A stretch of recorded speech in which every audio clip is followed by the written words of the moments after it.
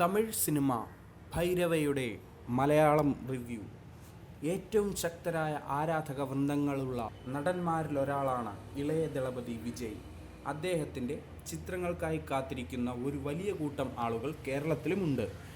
മറ്റൊരു താരത്തിൻ്റെ ആരാധകരും ചെയ്യാത്ത വിധത്തിൽ തിയേറ്റർ സമരത്തിനെതിരെ യൂത്ത് കോൺഗ്രസ് ആഹ്വാനം ചെയ്ത പ്രൊട്ടസ്റ്റ് തകർക്കാൻ വിജയ് ഫാൻസ് കാണിച്ച ധൈര്യം മറ്റൊരു താരാരാധക കൂട്ടവും ആയിരുന്നില്ല എന്നതും വളരെ ശ്രദ്ധേയമാണ്.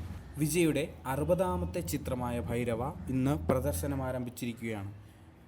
വളരെ ദുരന്ത ചിത്രമായിരുന്ന അഴകിയ തമിഴ് മകന് ശേഷം ഭരതൻ ഒരിടവേളയ്ക്ക് ശേഷം വീണ്ടും എത്തുന്ന ചിത്രം എന്ന നിലയിൽ പൊതുവിൽ പ്രേക്ഷകർക്ക് ഈ ചിത്രത്തോടുള്ള താല്പര്യം കുറയാൻ കാരണമായിട്ടുണ്ട്. പിന്നീട് വന്ന ടീസറും ശോചനീയമായ ഗാനങ്ങളും ട്രെയിലറും വളരെ ദുഃഖകരമായിരുന്നു എന്ന് വേണം പറയാൻ. 168 മിനിറ്റുകൾ ദൈർഘ്യമുള്ള ഈ ചിത്രത്തിൽ നായകൻ ഒരു രക്ഷകനാണ്.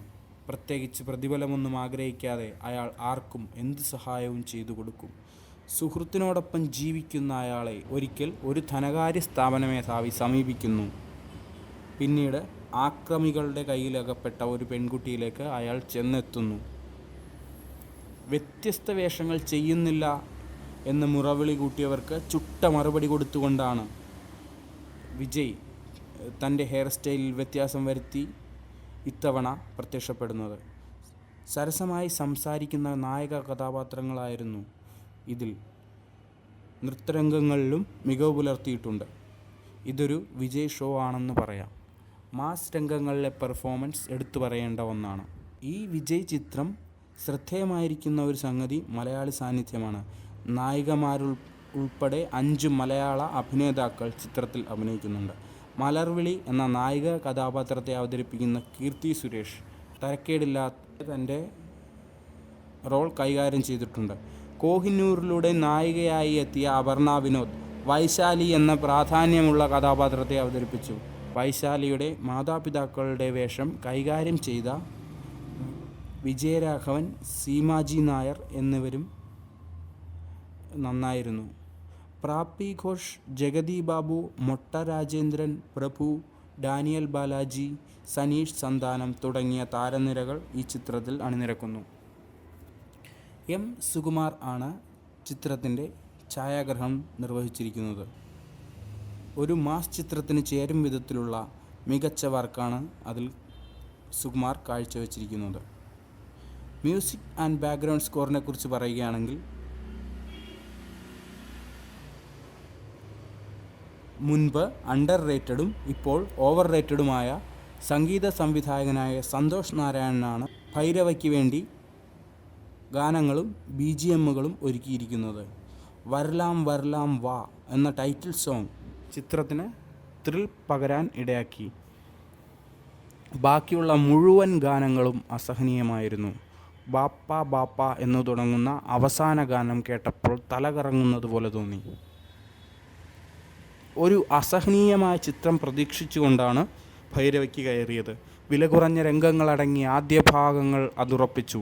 45 മിനിറ്റുകൾക്ക് ശേഷം കഥാഗതി മാറിമറിഞ്ഞു. അലസമായി നീങ്ങിയ ആദ്യ ഭാഗങ്ങൾ ഇടവേളയോടടുക്കുമ്പോൾ ഗൗരവമാർജിക്കുന്നു. ഉദ്വേഗം നിറഞ്ഞ പ്രസക്തിയുള്ള ചില വിഷയങ്ങളെ പരാമർശിച്ചുകൊണ്ട് നല്ല രീതിയിൽ മുൻപോട്ട് നീങ്ങി. ഒരു മാസ് ചിത്രത്തിന് വേണ്ട എല്ലാ ഘടകങ്ങളും ഈ സിനിമയിൽ ഒപ്പമുണ്ടായിരുന്നു. പതിവ് പോലെ അനീതിക്കെതിരെ ഒറ്റയാൾ പോരാട്ടം തന്നെയാണ് ഈ ചിത്രം. എന്നാൽ ഒപ്പം പറഞ്ഞു പോകുന്ന കഥയുടെ പ്രസക്തി വിലമതിക്കേണ്ടതു തന്നെയാണ്. വിദ്യാഭ്യാസ രംഗത്തെ ചൂഷണത്തെക്കുറിച്ച് ചിത്രം പരാമർശിക്കുന്നുണ്ട്. സ്വകാര്യ കോളേജുകൾ വിദ്യാഭ്യാസത്തെ കച്ചവടമാക്കി മാറ്റുമ്പോൾ അതിനിരയാകുന്നവരെക്കുറിച്ചുള്ള ഒരാകമാന വീക്ഷണവും നമുക്ക് ലഭിക്കുന്നു. ഇടവേളയ്ക്ക് തൊട്ട് മുൻപുള്ള ബസ് സ്റ്റാൻഡിൽ വെച്ചുള്ള സംഘടന രംഗം ആരെയും ത്രസിപ്പിക്കുന്ന ഒന്നാണ്. നായകനും നായികയും തമ്മിൽ കണ്ടുമുട്ടാൻ മാത്രം വേണ്ടി നിർമ്മിച്ച കൃത്രിമമായ സംഘടന രംഗങ്ങളും നായികയെ ഇംപ്രസ് ചെയ്യിക്കുവാനായി ബൈക്ക് യാത്രയും കണ്ടുമുട്ടുന്ന ട്രാഫിക് പോലീസുകാരനും അദ്ദേഹം ഉൾപ്പെട്ട രംഗങ്ങളും വളരെ അസഹനീയമായിരുന്നു. ഹീറോ പ്രതിബന്ധങ്ങളെ തരണം ചെയ്യിക്കുന്ന വേഗത, നായകൻ്റെ ആരോഗ്യം, മുറിവുകൾ ഭേദമാക്കാനുള്ള സമയദൈർഘ്യം തുടങ്ങിയ കാര്യങ്ങളെക്കുറിച്ചും ഒന്നും ചിന്തിക്കാതിരിക്കുന്നതാണ് നല്ലത്. VFXനെ കുറിച്ച് പറയുകയാണെങ്കിൽ അത് വളരെയധികം മോശമായിരുന്നു. നായകനും നായികയും ബുള്ളറ്റിൽ സഞ്ചരിക്കുന്നത് കാണുമ്പോൾ കല്യാണ ആൽബങ്ങൾ ഒരുക്കാറുള്ള സ്റ്റുഡിയോക്കാരെ നമിച്ചു പോകും. വില്ലൻ കഥാപാത്രങ്ങളുടെ സ്വഭാവങ്ങളെല്ലാം പതിവ് പോലെ തന്നെ വകതിരിവും ബുദ്ധിയും വിവേകവുമില്ലാത്തവർ. സമൂഹത്തിൽ എല്ലാം കീഴടക്കിയെങ്കിലും എന്നെ അങ്ങ് കൊല്ല് എന്ന് പറഞ്ഞുകൊണ്ട് നായകന് മുന്നിൽ തല കുമ്പിട്ട് നിൽക്കുന്ന വിഡ്ഢികളായ ആളുകളായിരുന്നു അവർ.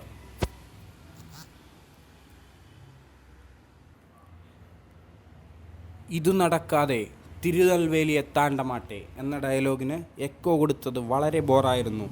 നായകൻ ഭാര്യ ഭർത്താക്കന്മാർ തമ്മിലുള്ള പ്രശ്നങ്ങൾ പരിഹരിക്കുന്ന രംഗങ്ങളൊക്കെ വെറും ക്ലീഷയായിരുന്നു.